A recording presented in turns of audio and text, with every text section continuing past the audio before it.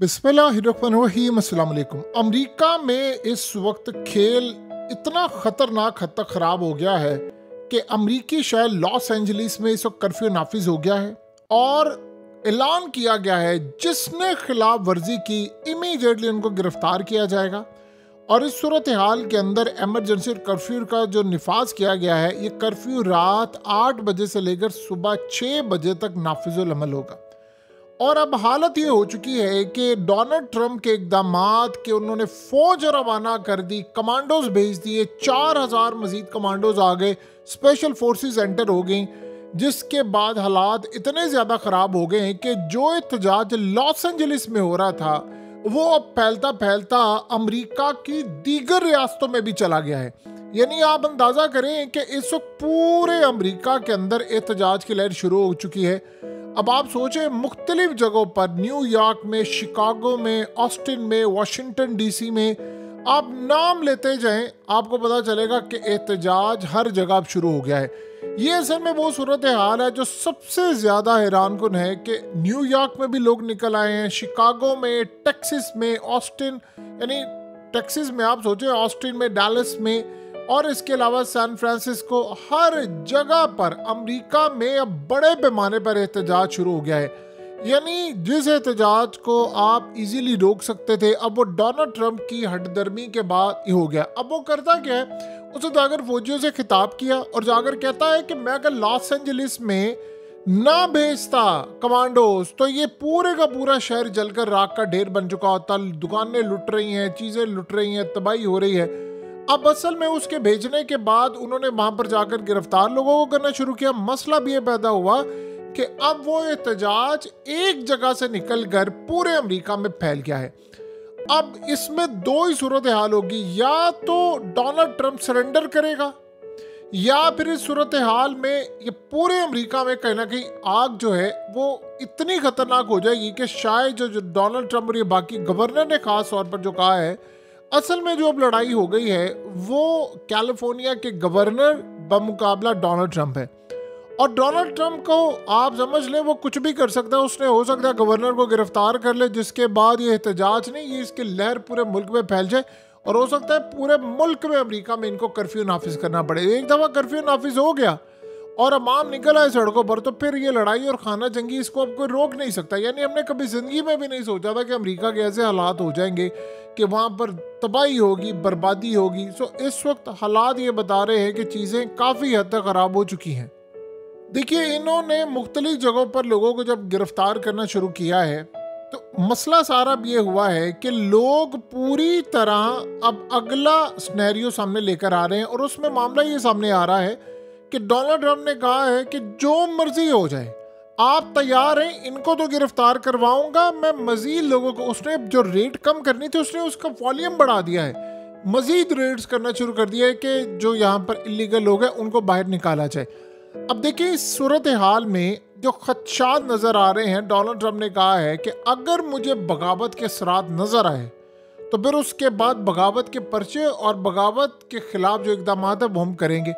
उसने कहा कि मुझे नज़र आ रहा है। यानी ये बड़ी अजीबोगरीब सूरत हाल है और ये ख़तरनाक मामला ये सामने आ रहा है कि अगर ये लड़ाई बढ़ गई, जो कि बढ़ती हुई नज़र आ रही है, तो ये ना हो कि अमेरिका की रियासतें ऐलान कर दें कि हम अमेरिका से आज़ादी चाहते हैं। और अगर अमेरिका से आज़ादी का ऐलान हो गया तो आप ये समझ लें कि बस खेल ख़त्म आपका।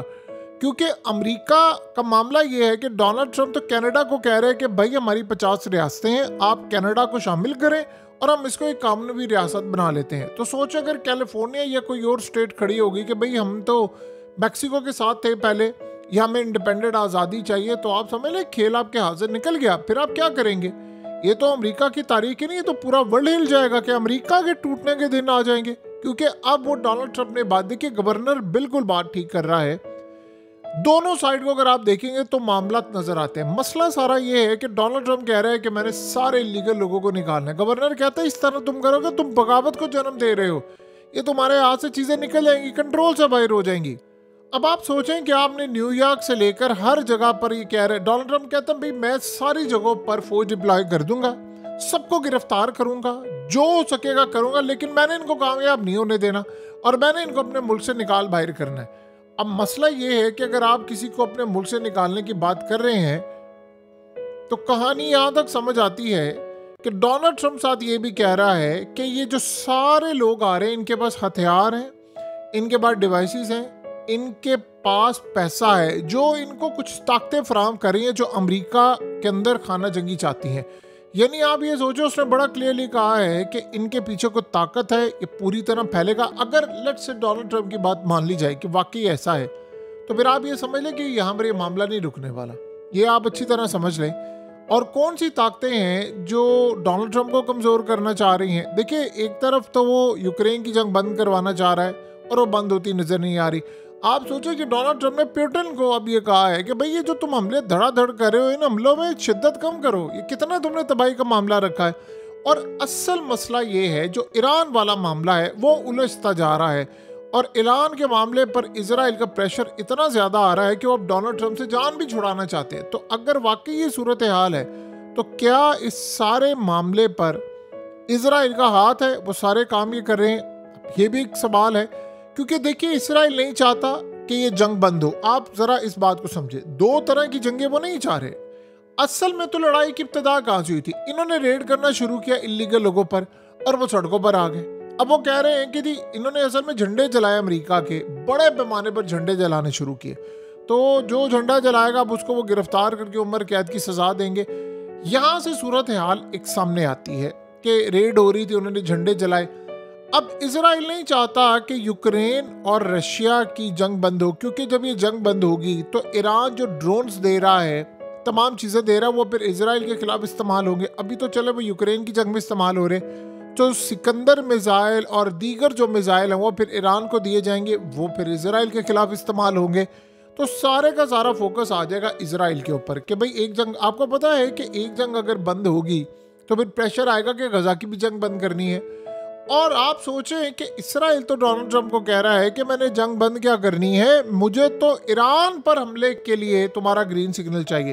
तो मामला तो यहाँ पर आ गए हैं कि उन्होंने अब ये ग्रीन सिग्नल यहाँ पर मांग रहे हैं। उसके बाद आप ये देखिए, इंडिया भी बेजार है कि इंडिया और पाकिस्तान की जंग थी, इंडिया समझ रहा था कि हमें एडवांटेज है, हम हमले कर रहे थे, हम अटैक करने वाले थे, तो पाकिस्तान ने अटैक करना था, उधर डोनाल्ड ट्रंप बीच में आ गया है और उसने आकर इस सारे का सारा मामला ख़राब कर दिया है। तो इंडिया भी नाराज़ है, उसके अलावा इजराइल भी नाराज़ है, उसके अलावा यूरोप पूरा नाराज़ है। तो अब डोनाल्ड ट्रंप का ये कहना है कि बैरूनी ताकतें बैठकर ये सारा काम कर रही है, कोई ताकत है जो इनको पैसा दे रही है, हथियार दे रही है, सब कुछ दे रहा है। अगर लेट से डोनाल्ड ट्रंप की बात मान ली जाए कि सारा कुछ इसलिए हो रहा है, तो आप ये समझ लें कि फिर ये ट्रंप के फारिग होने तक ये काम बिल्कुल भी नहीं एंड होगा, ये नहीं छोड़ने वाले इनको। ये आप किसी गलत फहमी में ना रहिएगा। जब ऐसी सूरत हाल पैदा हो जाती है तो फिर मामला बड़े क्लियर हो जाते हैं। और असल में अब सबसे बड़ा मसला ये पैदा हुआ है कि डोनाल्ड ट्रंप ने कहा है कि जी मैं रशिया से पाबंदियां हटाऊंगा, और उधर से मामला ये हो रहे हैं कि यूरोप ने कहा है कि जी वो रशिया पर पाबंदियां लगाएंगी, और उन्होंने कहा कि हम उस जबान में बात करेंगे रशिया पर जो रशिया समझता है। तो वो डोनाल्ड ट्रंप की आड़ के अंदर ये काम भी करें। अब आप सोचें कि इलॉन मस्क के साथ लड़ाई इतनी ज़्यादा हो गई, इतनी ज़्यादा डोनाल्ड ट्रंप की होगी, उसने उस पर क्या कुछ इल्ज़ामात नहीं लगाए, दोनों ने एक दूसरे की हद क्रॉस करने की कोशिश की। इसके अलावा मामला ये हुआ कि अब अमेरिकी मीडिया में आया है कि डोनाल्ड ट्रंप और इलॉन मस्क ने बातचीत की, उसके बाद इलॉन मस्क ने अपने ट्वीट्स डिलीट की और इन दोनों के दरमियान ये मामला हुआ कि ठीक है, दोनों एक हद क्रॉस नहीं करेंगे। तो डोनाल्ड ट्रंप के महाज इतने ज़्यादा खुल चुके हैं, जिनमें ये सबसे ज़्यादा खतरनाक महाज है। वो कहता है मैं अगर कंट्रोल ना करूँ तो ये पूरे का पूरा अमेरिका राख का ढेर बन जाए। अब ये देखना है कि कंट्रोल में चीज़ें आती हैं कि नहीं। बज़ाहिर ये चीज़ कंट्रोल में आती हुई नज़र नहीं आ रही, ये बात आप समझ लें। डोनाल्ड ट्रंप ने जो फौज भेजकर जो स्टेट के खिलाफ काम किया है, उससे बाकी स्टेट्स भी अलर्ट हो चुकी हैं और इससे हालात काफ़ी ज़्यादा ख़राब होते हुए नज़र आ रहे हैं। देखिए, इलीगल जो लोग हैं वो पहले भी डोनाल्ड ट्रंप के खिलाफ थे। वोटिंग के लिए पता ये चला कि बहुत सारी ऐसी स्टेट्स हैं जहां पर वोटर आईडी के बगैर जाकर लोगों ने वोट कास्ट किया। तो ये सूरत हाल ऑलरेडी काफ़ी ज़्यादा ख़तरनाक थी। लेकिन डोनाल्ड ट्रंप असल में ये चाह रहा है, वो क्या कहता है, वो कहता है कि अगर मैंने इन इलीगल लोगों को निकाल दिया तो डेमोक्रेट्स मुझसे कभी जीत नहीं पाएगी। उसकी रीज़न है कि इन लोगों के जो वोटर्स हैं वो इलीगल लोग हैं और वो करोड़ों की तादाद में है, तो मुझे इनको निकालना है। अमेरिका इस वक्त अगर ये समझ रहा है कि वो करोड़ों लोगों को जहाज़ भर भर के निकाल देंगे, आप दुनिया में किसी को कहो कि जी आप $1000 ले लें और मुल्क छोड़कर चले जाएं, ये इतना आसान काम नहीं है और ये इतनी आसानी से होने भी नहीं वाला। अब इस सूरत हाल में डोनाल्ड ट्रंप और स्टेट्स आपस में आमने सामने आ गए। अब देखना यह है कि एहतजाज कहाँ तक जाता है, क्योंकि अगर ये कंट्रोल से बाहर हो गया तो फिर डोनाल्ड ट्रंप के खिलाफ ये एहतजाज हो जाएगा और फिर शायद हो सकता है कि व्हाइट हाउस को बचाना इनके लिए बड़ा मुश्किल हो जाए। बहरहाल इस वक्त फौज डिप्लॉय है, कमांडोज आ चुके हैं और वो कमांडोज क्या एक्शन लेते हैं। एक गोली गलत तरीके की चली तो फिर आप ये सोच लें कि फिर जो आवाम सड़कों पर होगी, जो तबाही होगी, उसका आप और हम अंदाज़ा भी नहीं लगा सकते।